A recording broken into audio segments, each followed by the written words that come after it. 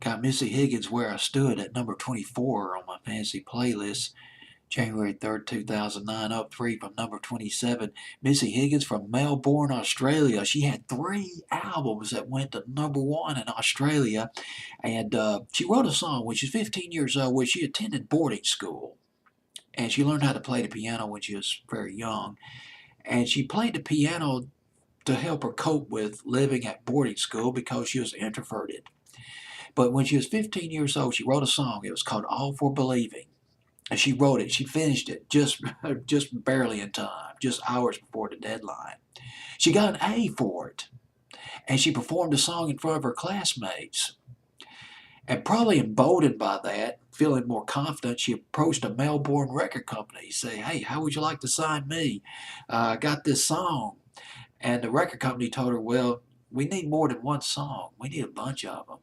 She wrote a bunch of songs. 2001, her sister entered Missy into a contest. It was a contest called Unearth. Unearth was sponsored by Triple J Radio. It was in Australia. It was a government-funded radio station in Australia that started in 1975 called Triple J, and they sponsored this competition. It was called Unearth for unsigned artists, sort of a way of Triple J to be digging out some hidden talent in Australia. Well, she won the competition. Missy Higgins won the competition with All for Believing, the song that she wrote when she was 15 years old.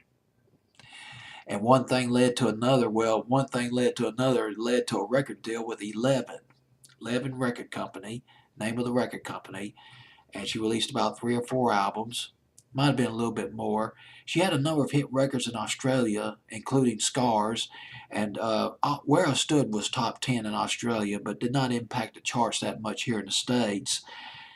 But it's at number 24 on my fantasy playlist of January 3rd, 2009. Missy Higgins, Where I Stood.